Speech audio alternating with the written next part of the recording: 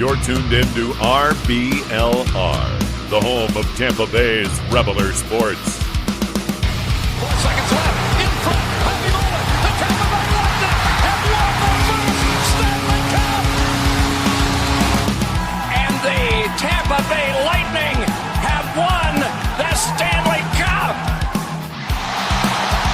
Lightning strikes twice. The Tampa Bay Lightning win their second straight Stanley Cup.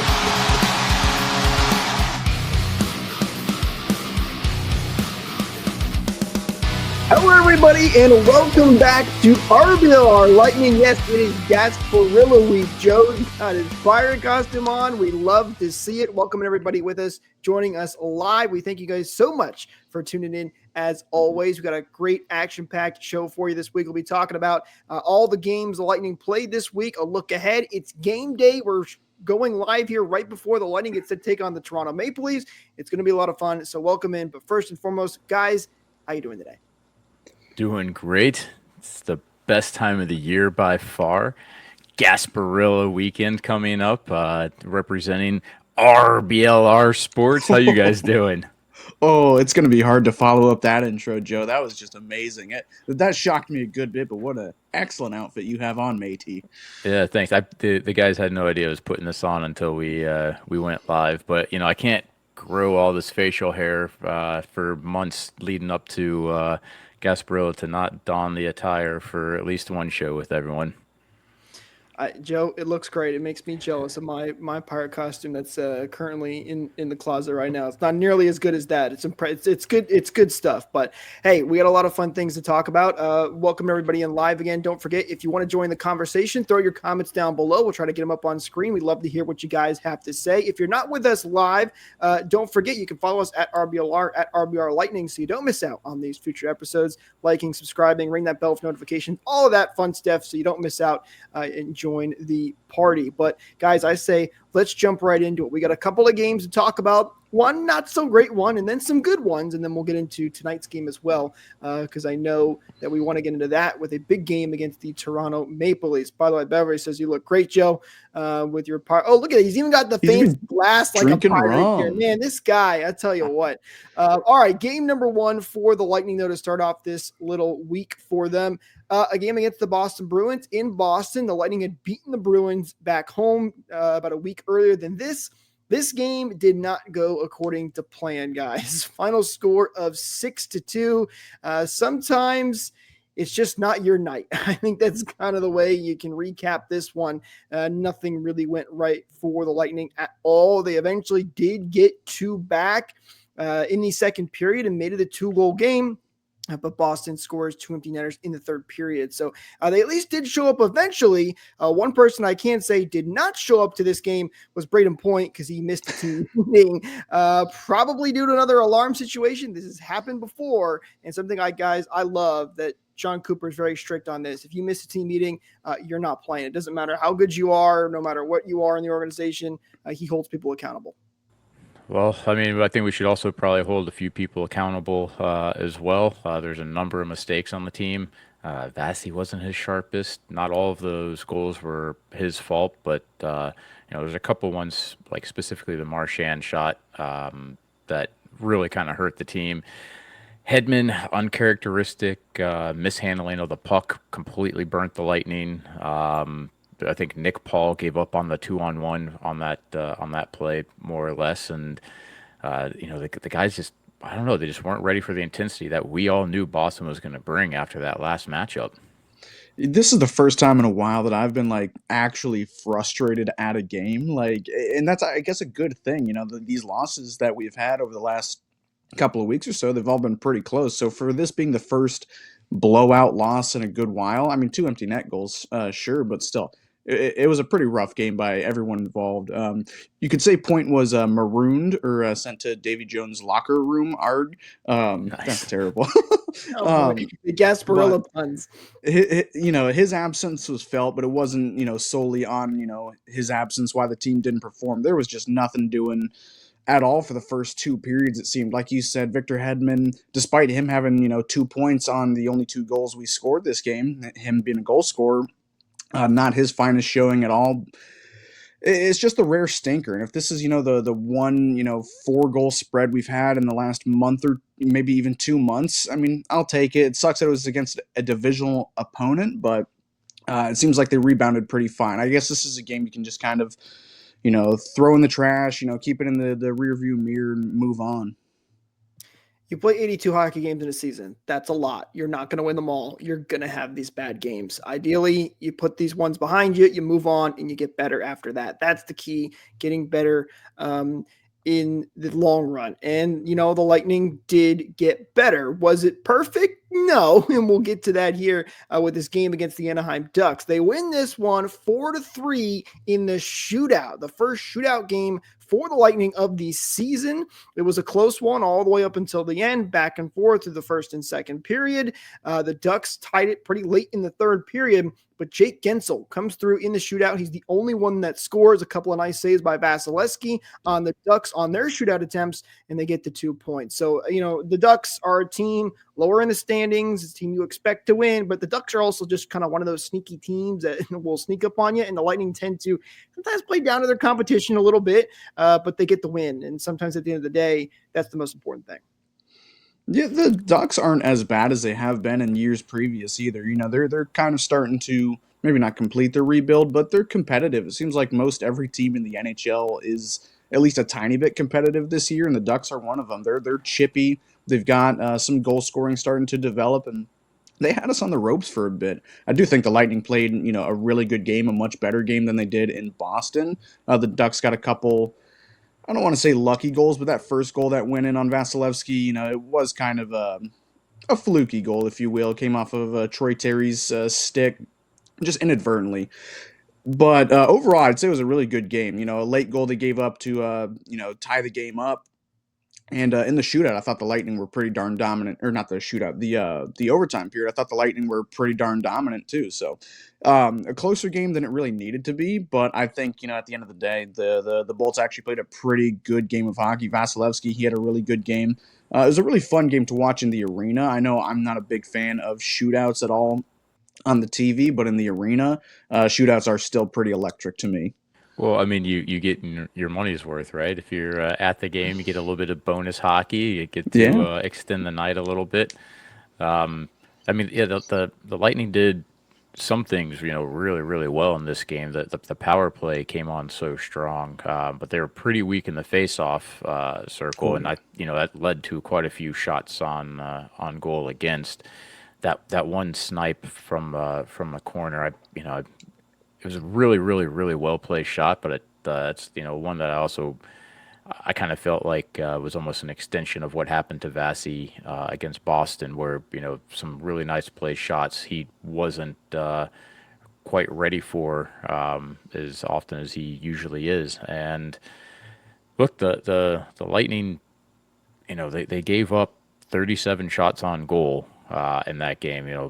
I don't know how Anaheim does it, where they can have a team that's not really playing that well overall still challenge the Bolts so regularly, but they seem to sometimes have this formula against us and give the Lightning a little bit of struggles. But hey, man, turning it around and getting points after the big loss to Boston is a great thing. But despite the high volume of shots, I don't think that a lot of them were dangerous. Like, yeah, they did get in close a couple of times. They did challenge Vasi, but I thought the Bolts did a pretty good job of boxing them out, keeping them from distance. Absolutely. A lot of it was just shot volume. Yeah, and that's what I was meaning. That one shot that that was well placed. I kind of would have expected Vasi to have had that one, just because it came from kind of far out and at a relatively bad angle, but. You give up that one, and maybe, or if you don't give up that one, maybe they win this in regulation, just because they don't have the legs to come back and push back at all.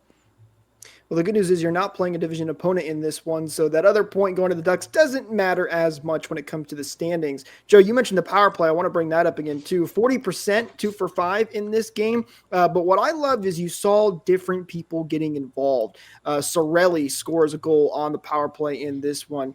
And, normally the Lightning power play very one-sided, especially with Nikita Kucherov and Steven Stamkos gone. It's kind of gone through a lot of different changes, different looks, but I like that we're getting different types of looks on these power plays. It's not just Nikita Kucherov or just Jake Guentzel as of recently. Guentzel did score on the power play in this game, but Sorelli getting involved on a great pass from Hagel right into the slot. So I thought that was really good to see, that the power play is changing things up, doing different looks, and getting back to where they had a little slump a little bit there a couple weeks ago. Seems like they're getting back on pace now.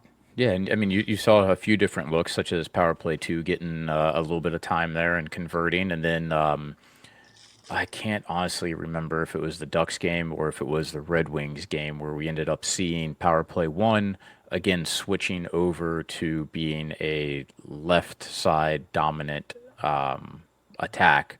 Basically putting Kucherov on the left side and then going it the other way with the puck. It could have been this one. I'm not sure, but it's giving them a different look. And man, Hagel and Sorelli just. If it's PK, if it's power play, like they're going to get some shots on net no matter what. So them converting on the power play, I think, is huge because I think they probably have more points on the penalty kill than on the power play. I mean, they don't get a ton of, Sorelli doesn't get a ton of power play time, or as much as he does penalty kill time. But it's good to see him, convert there too. And the 2 power play goals scored in this Ducks game, they weren't, your prototypical power play goals. They weren't one-timers or anything like that. It was Jake Guentzel in front of the net who gets a great pass from Nikita Kucherov. And then it makes a great move. A great move. It was a great pass and a great goal. And then Anthony Sorelli, just backdoor with his stick on the ice. Not your prototypical power play goal, if you will, in front of the net, changing things up. And a big change on the power play was Darren Raddysh. I don't think he's fully took Victor Hedman's spot. That Boston game was a little rough for sure, but he came out there with the first unit. He was the power play quarterback for pretty much all of the game, I'm pretty sure, and he actually did pretty well. Yeah, hey, listen, you convert at 40%. That's not a bad percentage whatsoever. The Lightning did have a lot of power play chances in this game, but they get 2 big ones, and they get the win in this game. 4-3, they get 2 points, right back in the win column for the Lightning. Always good to see, especially after a very tough loss against the Boston Bruins. I do want to bring up a quick comment here from Daniel. It's kind of going back to Joe's pirate costume, but I think it's hilarious. I think it should be brought up. Daniel said, ladies can't resist Joe in a pirate costume. And listen, we all want to look as good as Joe, and I know it's tough, but if you need to gear up for Gasparilla, why not head over to shop.rblrsports.com and pick up some awesome Tampa Bay team-inspired merch for you as well. There's a lot of great Buck stuff over there as well. That's great for Gasparilla, but any of the Tampa Bay teams work. You guys can use code BOLTS to get 10% off your orders as well. So head over there, gear up, get ready for Gasparilla that's coming up here very, very soon. What a killer ad drop. Strokes my ego while pumping the store. Ooh, love it. Joe, it's what I do best is the ad transitions here. We're going to talk about our ads here and stuff that helps us at RBLR, but we're going to make it fun and worth your while for that as well. So one more game to talk about here for the Lightning against the Detroit Red Wings. A big game for them again when it comes to the division opponents, and the Lightning, pretty darn impressive game. They win this one 5-1. And this was, to me, guys, a tale of 2 periods.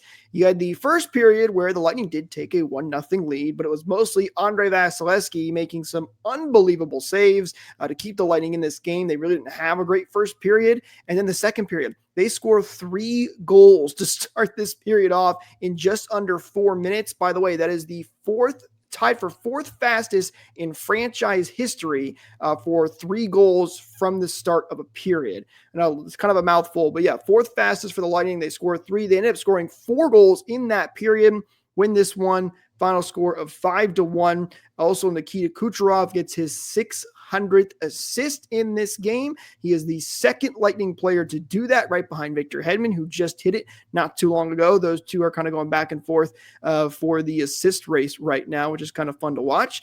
But a solid game for the Bolts guys.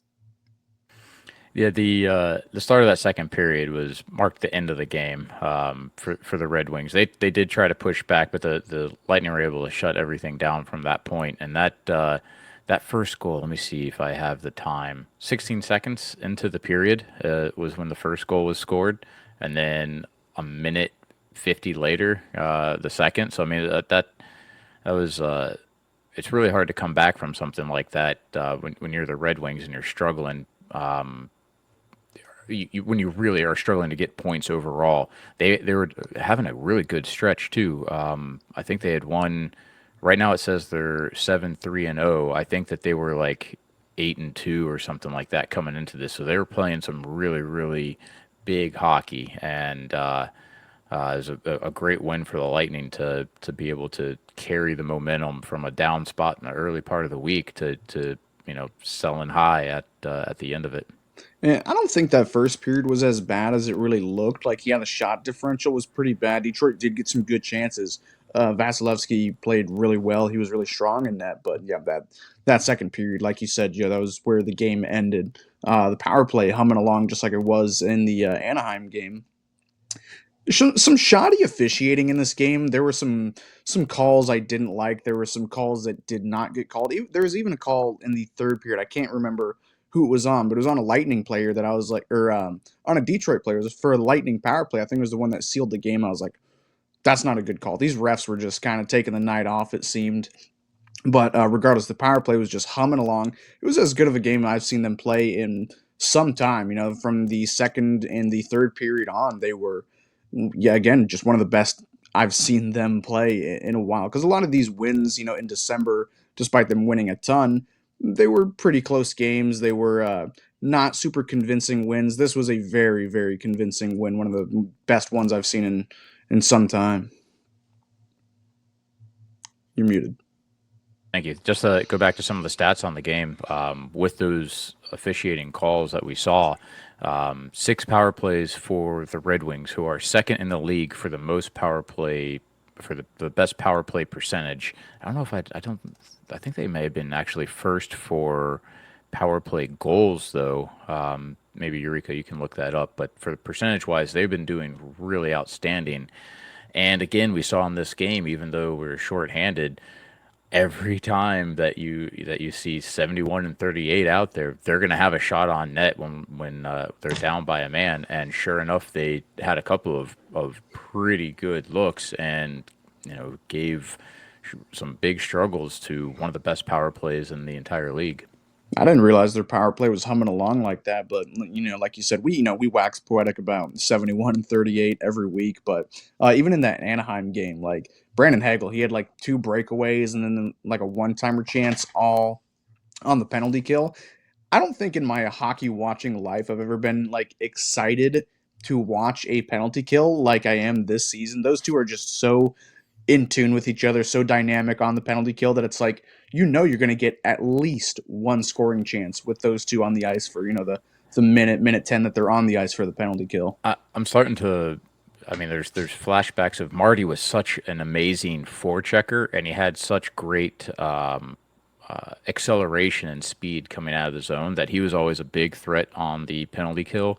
And maybe someone in chat or Eureka can look up how many shorthanded goals he's credited with in his career and kind of compare it to where we're seeing Sorelli and Hagel now for maybe a kind of a glimpse of what we can expect in the future as they continue to push those numbers higher.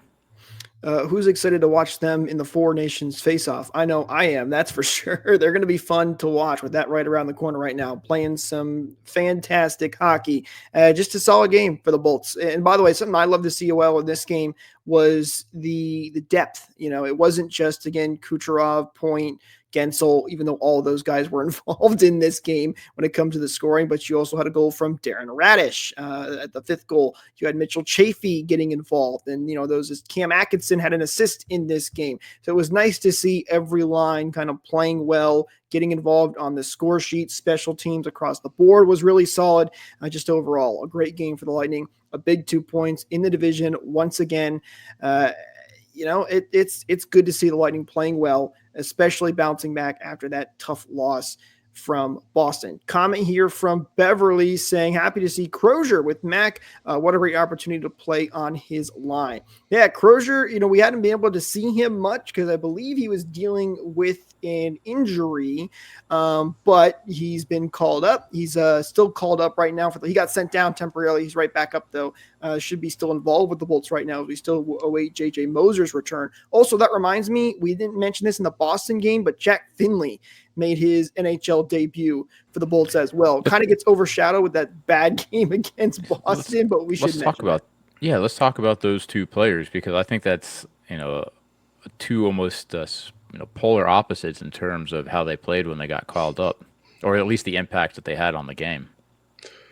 I mean, I don't think there were any negative impacts. I liked what Finley did. He laid the body. He didn't get a whole lot of ice time, but there were two pretty decent-sized hits that I saw. He wasn't any part of the issue in the Boston game. I don't know if he was a minus or anything like that, but, limited minutes. But I thought, when he was out there, he looked decent, but, still kind of like Bambi. He's, 6'5", 6'6", and, the skating might not be there, but, when he was out there, those two really nice hits. One was, well after the whistle, but it was just kind of a scrum hit, if you will. But he actually was positive. He was a +1 on the game. Give him a Selkie. But as far as Crozier goes, did he play the Detroit game and the Anaheim game? I thought it was. I'll double check, but I thought it was just the Detroit game. Okay. that he was in. Regardless, I didn't hardly know that he was out there, which is, to me, a pretty good thing for a young, call-up defenseman. If I don't have to point you out or say, you made an error here or whatever it is, that's pretty good. I'll take that all day instead of, pointing out you missed your guy or there's a bad pass or you couldn't get down to the zone. I thought he was perfectly neutral, which to me, for, again, a depth defenseman, a call-up defenseman, I'll take that any day of the week, Yeah, I mean that's pretty fair. The role that Crozier was filling was a big one, though, right? He's playing against some some of the top line guys. He was playing basically in Chernak's spot, and I thought he did really, really well, given what a tough assignment that is. And yeah, I mean, being a little bit hard on Finley, mostly because it was a kind of a bad game. But for being such a big guy, he did lay the that one real big hit, and then the one that was he's not even credited with that second one.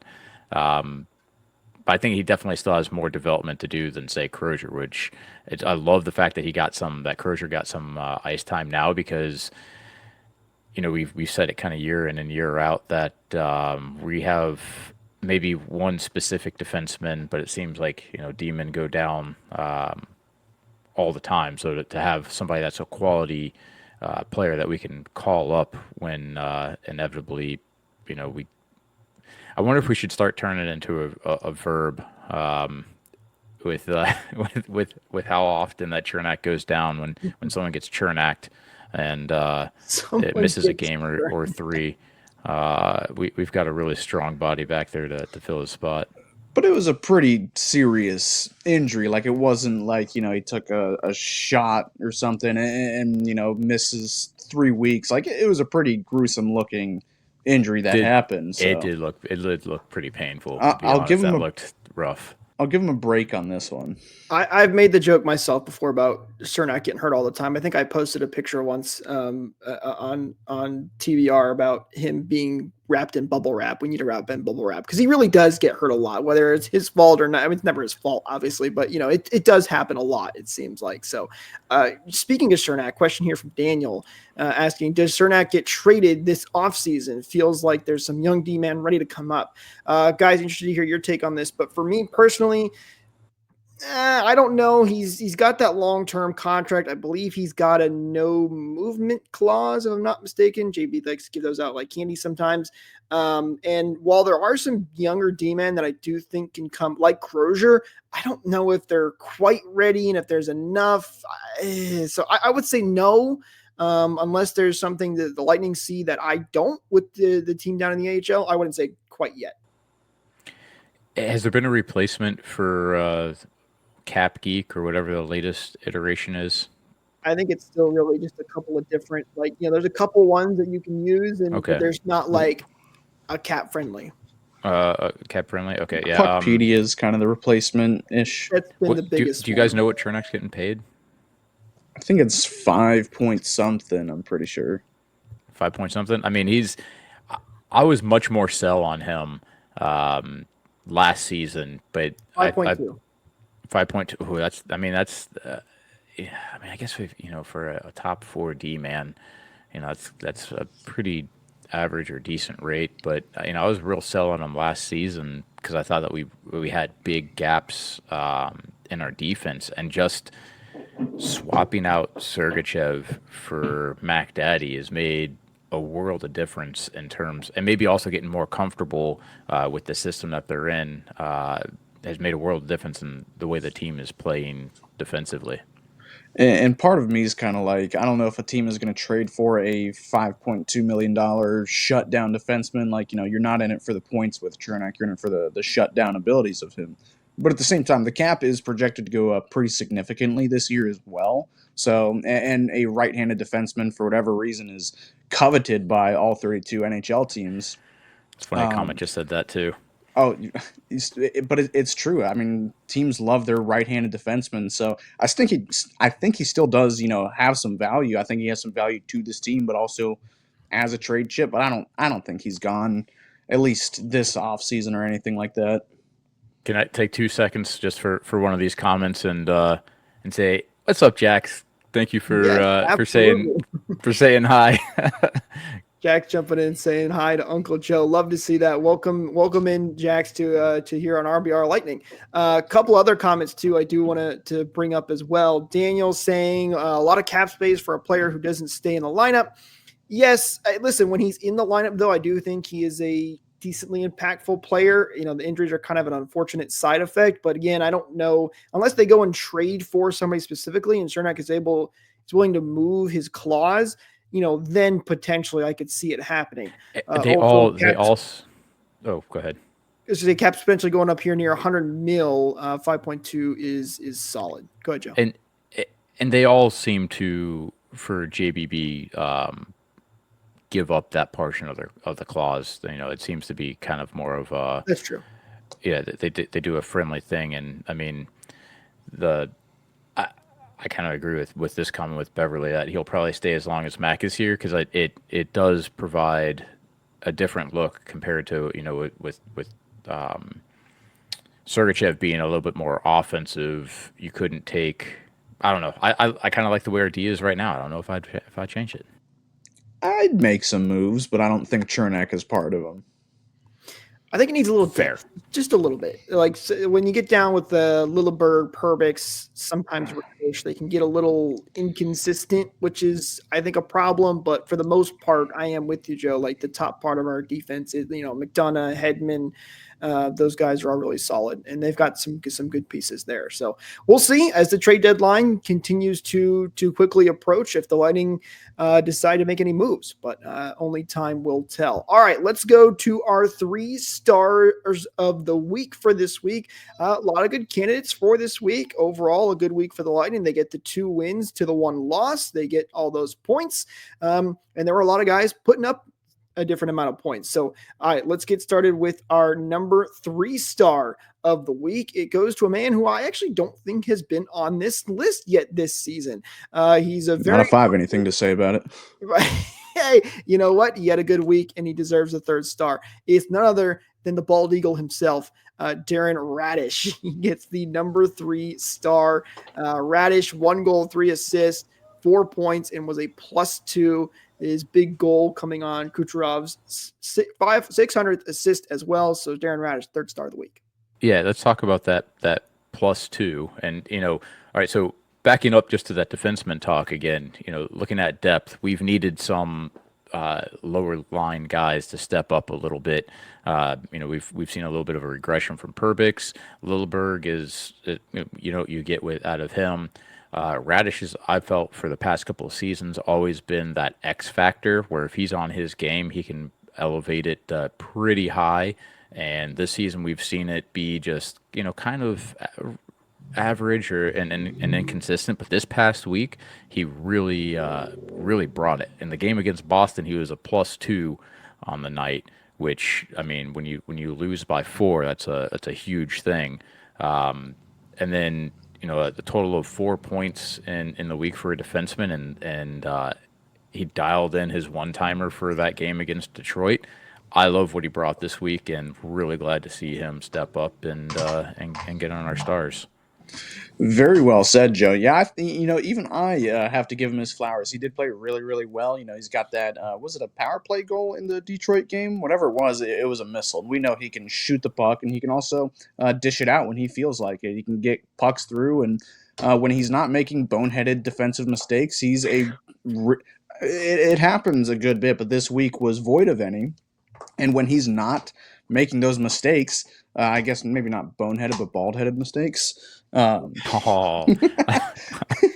This is a lot of hate for Darren Raddysh for him being on the star.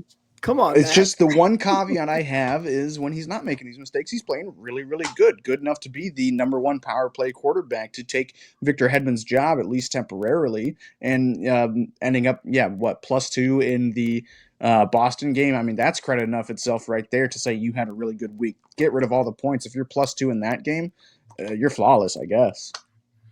Yeah, and listen, you're not wrong. Raddysh has not been a consistent player. It's the one thing you hope to see maybe him improve on. But hey, he was good this week, and that's why he gets on our list on the number 3 spot for this week. All right, time to go to our number 2 star of the week. It's a guy who has been on this list a couple of times, none other than Jake Guentzel. Man, he is continuing to shine here in the Sunshine State. Guentzel finishes the week with 2 goals, 2 assists, 4 points. He was a -2, but listen, when you're converting on the power play and putting up points, you can forgive a little bit when you have a minus every once in a while. So Jake Guentzel, number 2 star of the week.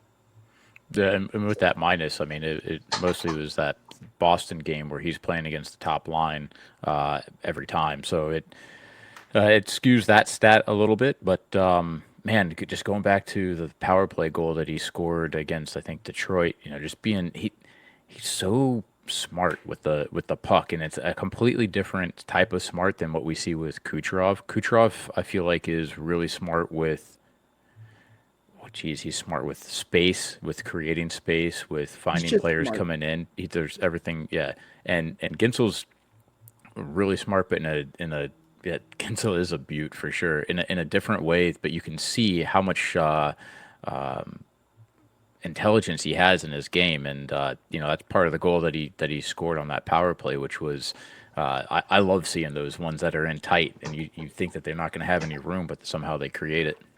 Yeah, just like we always say, just the perfect addition to this team. Like, I don't think there was a better free agent signing at all this year, and just how good a chemistry, how well he's fit in on the top line, on the top power play. I guess that took a little bit, but now that it's working really well, and he's not a one-trick pony. He's dynamic. He can score from anywhere. He can dish from anywhere. He's got a really underrated shot, like a good wrist shot and snap shot. And we saw his one-timer, the power play one-timer that he had. Yeah, that was last week or something.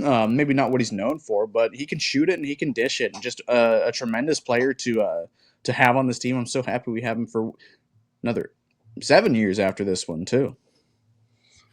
Daniel brings up an interesting question here that I want to throw up on the screen. It says, does Guentzel's game complement Kucherov more than Stamkos? I want to hear you guys' opinion. Stop it, Dan. That's a good question, though. It is a good question, because I think too, like, they're definitely clicking right now. But Kucherov is also so good; he can play with anybody, and he's going to make them look good. Stamkos and Kucherov, though, man, were those guys good, especially on the power play. Guentzel, I think, is just a little bit different type of player, and you see in a different area with Kucherov.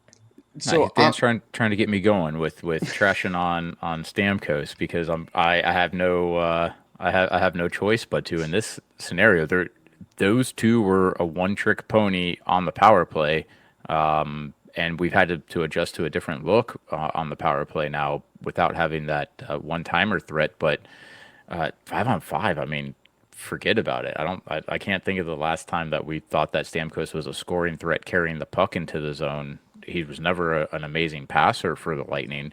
Guentzel opens up a whole new dynamic, and plus he's so good defensively too.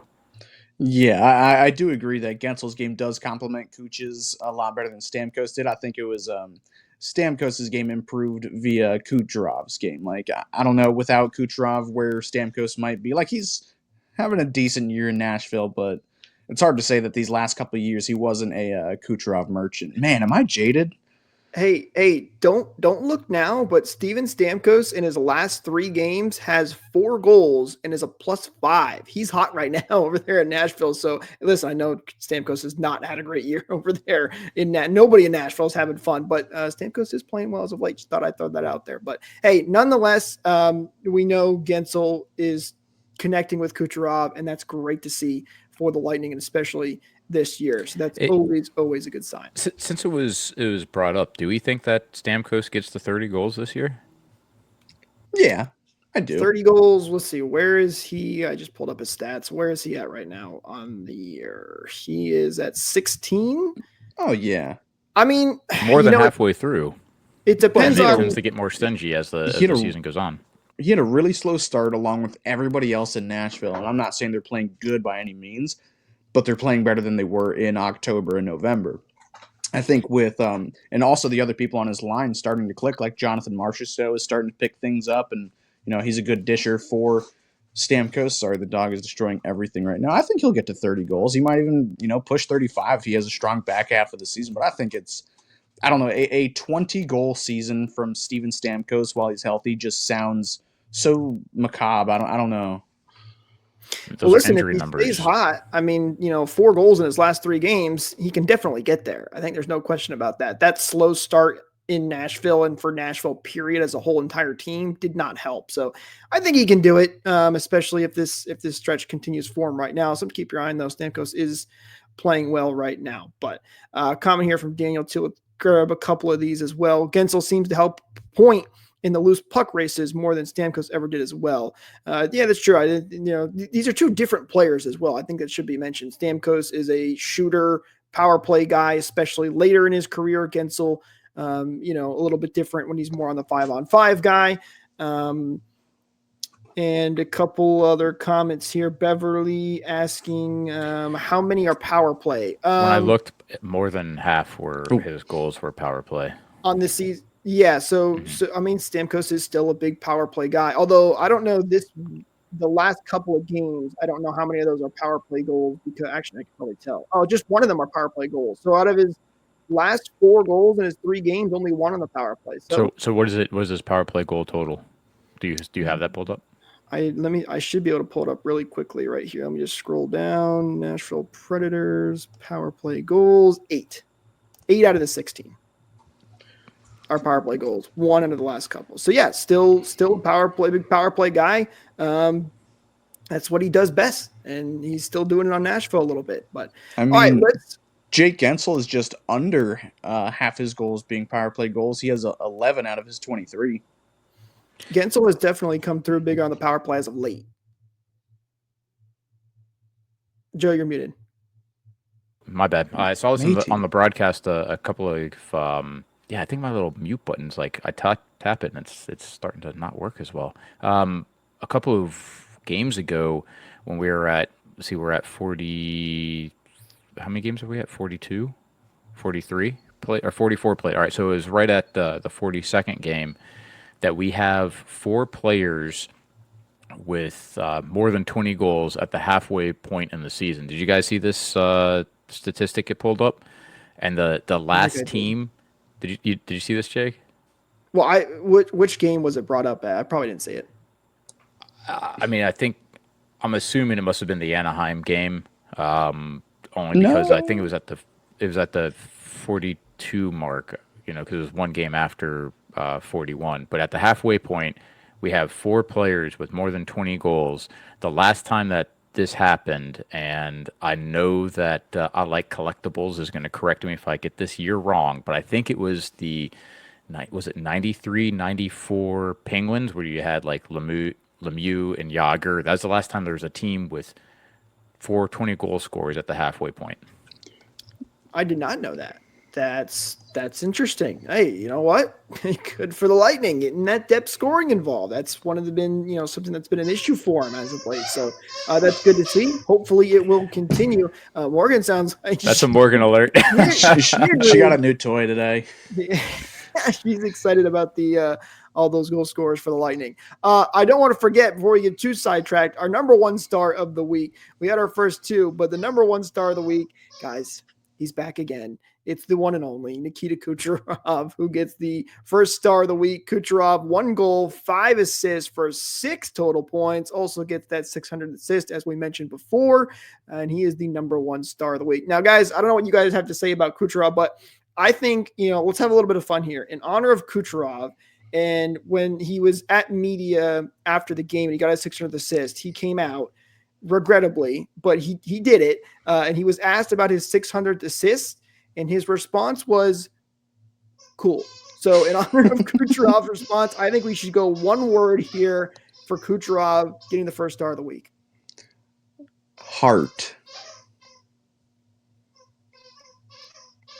Unique. Amazing. There you go. What more do you need to say about Nikita Kucherov? I did get a kick out of his response, by the way, for 600 assists. That's classic Nikita Kucherov. Can I gush over one thing about him? Because I was saving it specifically for right now. No, absolutely. Oh my God. What he did for his goal against Detroit. Oh my God. The way that he was able to turn 2 players inside out and then snipe top corner against the grain. That was one of like the most exciting goals that I've seen in recent weeks. And that's one that's one of those goals I think I'll remember for a really long time. Oh yeah, that goal got me, jumping out of my chair. Like here at my house, I wasn't at the game for that one. It got me jumping up, screaming, cheering with everybody else in my house. Like it was that good of a goal. One of the best goals I've seen him scored. One of the best goals I've seen scored at all this year. Is it crazy to say that I didn't even think that was one of his best goals? Like that's how good I think Kucherov is. Like that one, I was like, man, that was a good goal. But like I'm so numb to Kucherov doing that all the time. He has quite a few, especially the inside out move where he blows past people and then scores, and they're pretty. But I mean, this season and how much the one player overcommitted. I think there's that. Oh my God, Kucherov's going in. I have to skate really hard and break up this play, and it just goes flying past. That's going to be a memorable one, even if it might not be the best one he's ever scored. So is it in your top 10, Jake? Of goals, not plays, goals. Yeah, probably. I have to sit down and actually go back and watch all the amazing goals he's had. Yeah, I would say top 10, but definitely not like best goal I don't think I've seen from him. But it was a good goal. But I think the point of that is just saying like that's how good he is, and that's how often he can do this. Is that it seems like another Tuesday when I watch that goal for me. Dan has a comment in here. Here it is. Dan, caught the no shot breakaway in Washington. My favorite. Yes, that goal is by far one of my favorites. Actually, it inspired. Was that the first one that he did? Yes, that was the first. No. That was the second one. The first one was the shootout attempt against Buffalo that he won the game with, and this one was, I'm not sure because he scored 2 on Holtby. He did one in the All-Star game, and then the one during the actual game. But the Buffalo one came first. That one actually inspired my senior quote at the time, which was, "You miss 100% of the shots you don't take unless you're Nikita Kucherov."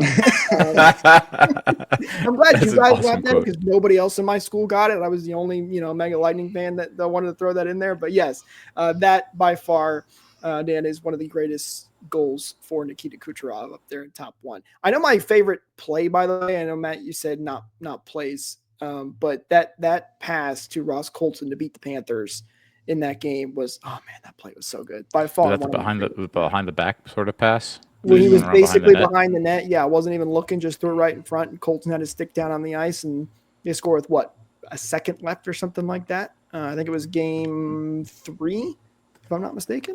But anyway, great stuff from Nikita Kucherov. He gets the number 1 star of the week. So your 3 stars, I know we took a little while on it, but Raddysh, Guentzel, and Kucherov. Let us know in the comments down below. Do you agree? Do you disagree? Love to hear what you guys have to say on the 3 stars of the week. All right, quickly here, let's look ahead for the Lightning on the upcoming week. This is a weird week for the Lightning. They have not 1, but 2 sets of back-to-backs here. Tonight, they play the Toronto Maple Leafs at 7:30 p.m. Eastern, not 7 o'clock. Then you play Montreal tomorrow at 7. And then it is going to be Chicago and Detroit on Friday and Saturday. The Chicago game at 8 p.m. Eastern and the Detroit game at 7 p.m. Eastern. So 2 sets of back-to-backs. Why they had to do that, don't ask me. But a big week for the Lightning with 2 back-to-backs, and especially this game against Toronto, a division opponent. Jonas Johansson expected to get the start in net tonight, by the way. Interesting. Really? Yes, Johansson was the first one off at practice, so he's expected to start. I think this is – I said the same thing when I first heard it. Vasi in his last 2 games against the Maple Leafs has not been good. I can pull up the exact stats here in a second, but I'm thinking maybe that's why they could be doing it. Well, with Montreal actually making a pretty good push, I can understand it too, because right now they have 2 games in hand on Boston and are 2 points behind them. And they're 7-2-1 in their last 10. Meanwhile, actually, I mean, Toronto is still pretty hot. They're 7-3 in their last 10. But yeah, I feel like Toronto does have a lot more of a solution to Vasi than most teams do. They tend to be really high scoring affairs, and I mean, this is for me the marquee matchup of the week. So I'm looking forward to seeing this one and seeing, is this the first game that the Lightning have played against Toronto this season, though? I can't remember. There was one earlier, if I'm not mistaken. I'll double check in a second. Here's that stat line, by the way. He's 0-2 in 2 games with a goals against average of 5.61 and a save percentage of .810 against the Maple Leafs. So it's not great. But, you know, it's Vasilevsky. He'll bounce back eventually. But Johansson sounds like he's going to go in the net tonight. And you know what? Jonas Johansson has actually been playing really good. If you subtract his first 2 starts this year, pretty much every single other game he's played good. Even if it wasn't a win, I don't think any of them were his fault because we lost. So this is actually a bit of a good coaching decision because Montreal, they're playing really well right now, and they've got a young stud goalie right now who's making a name for himself too. So a nice goalie battle between Vasilevsky and Jacob Dobesh, I think it is. Could be pretty fun, you know, a young guy learning from, the best goalie in the league, and then, just sheltering Vasilevsky from the Leafs, give Johansson the start, and if things go sideways, throw Vasilevsky in. Who cares? Do the reverse. Instead of pulling Vasilevsky for like the 8th straight time we've played the Leafs, start out with Johansson at least. The Lightning did play the Leafs earlier this season, by the way. It was on November 30th. It was a 5-3 loss at home at Amalie Arena. So this is the second meeting between the 2 teams. Comment here from Daniel, by the way, and I have to bring this up because I think it's funny. He says, bet the over tonight. Listen, I started saying that especially after Johansson's first 2 games, I was like, okay, every time this guy's in net, you got to bet the over. He's been great as of late, and the over has not been hitting when Johansson's in net. Just saying, I don't know. Toronto's a little bit of a different opponent here, but I don't know. We'll see what we're in for here. I was gonna say, anyone have? Dan just posted what the odds were. I was gonna say, does anyone have them? Yeah, -110 for over 6.5 goals. It's a good bet. These are 2 high scoring teams, but I don't know. Ever since Johansson's been playing really well, I don't know. We'll see. I think that's pretty fair. There's no way that they're not going to have 7 goals in this game. I mean, when's the last time? I mean, there's a way. I guess so. If there's a way to also quickly pull up the head-to-head, some of you guys are so fast at pulling up the stats, and I'm just too forgetful to remember what sites. But if you can pull up all the matchups against Toronto for, say, the last 3 years and see how many games were actually under, let's go with the 6.5 mark. I have a feeling that there's only like a couple of games like that. And I was vamping just to buy you a little bit of I can time as definitely you pull pull it it up. up. You just got to give me like 2 seconds here. Let's take a look. And the other thing is, I don't know who would you say that the goalie was, Matt? Jacob Toronto? Dobesh. Or for Dobesh? Toronto? I What was talking did I about for just the say? Montreal game. Okay, I was gonna say for Toronto, but It's either Dobesh, I don't even Woll. recognize that name as a goalie. He's a young kid. He came. I think he's 5-0-0. He started his career with a pretty decent shutout. All his games, he's been a really good goalie. A lot of these Canadians fans, they're not known for overreacting, calling him Carey Price 2.0. Okay, so I had a hockey game last night at the rink, and afterwards we usually go and get some food in the bar, and they were showing highlights, and I think they were showing a bunch of Montreal highlights, and yeah, if that's the same guy that there's they kind of put a banner saying Carey Price 2.0, he was making some insane saves. He has been playing really good. I have the stats. Are we including the playoffs here? Why just not? feed them. All right. So the last 2 games have gone over 5-3, 5-2. You also had a 4-6 game. The last one that did not go 7 goals was in 2024. It was a 4-1 win for the Lightning. You also had a 5-6 game. That one went over in overtime. That was a regular season game. 4-3. That one went over. You had a 1-2 game. That was in the first round of the playoffs. That going back to 2023. So more often than not, as I'm scrolling through all of these, it does go over. But every once in a while, there is like 1 or 2. I would say maybe 6 games, out of the last couple of years that went under. So majority over, but there are a couple of under mixed in there as well. Guys, I can't wait to watch some Lightning hockey tonight.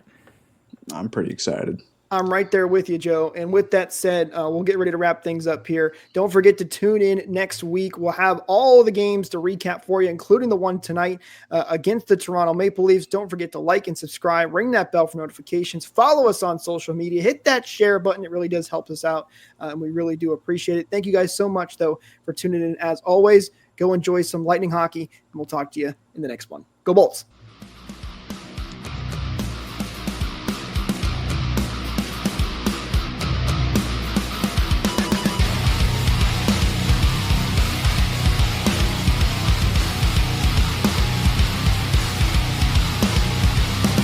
Thank you for tuning into this presentation by RBLR Sports. On your way out of the stadium, please remember to like and subscribe.